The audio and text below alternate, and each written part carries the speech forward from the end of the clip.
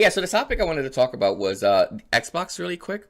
I came across this article, and I know this article was published on July 6th, but I wanted to read something because a lot of people are out there, and I'm sure Dreamcast guys out there say Xbox is dead, like he always says, and a lot of PlayStation fanboys says that a lot, and Xbox could possibly be dead in the near future. We really don't know yet. But let me read something to you really quick, and it shouldn't take too long. I'll just read like a small segment of it.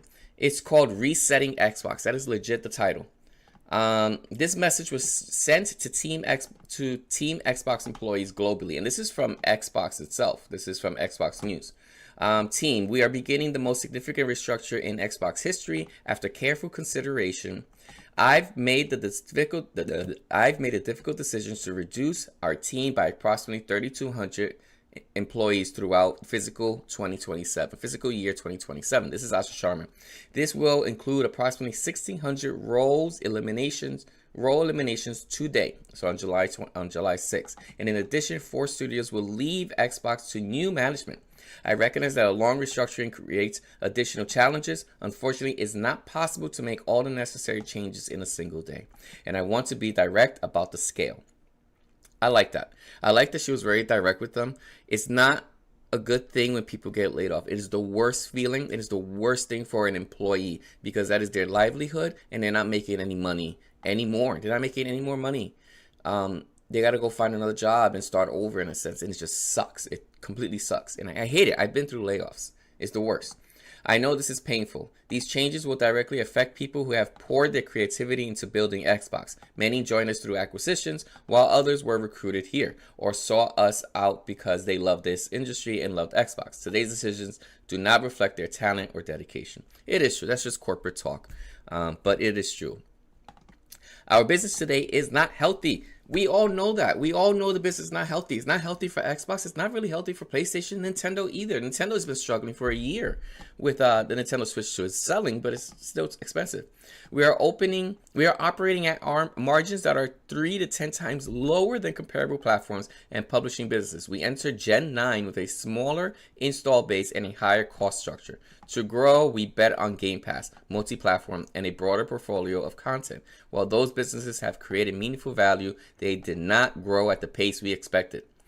As that happened, our core business weakened and we added more teams, more investment, and more time, hoping for a better outcome. And now the industry is facing the most severe hardware crisis in history. We must reset Xbox. She's right. I'm not going to read the rest because then she goes through like a history and things like that. But this is absolutely right. I don't agree with layoffs. I can't stand it when it happens. We laid off people in the company that I work for. But if you think about it, this is the only way corporations have to succeed. If they don't care about Xbox, they need to just decide to just kill it off and go fully third party, or like they did with like Sega, or sell it. Sell Xbox to someone. Sell all the IPs.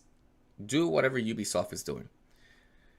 But no, they believe in Xbox. They believe in the hardware. It has a history in all our lives, no matter whether you're a PlayStation fanboy, Nintendo fanboy, or an Xbox fanboy.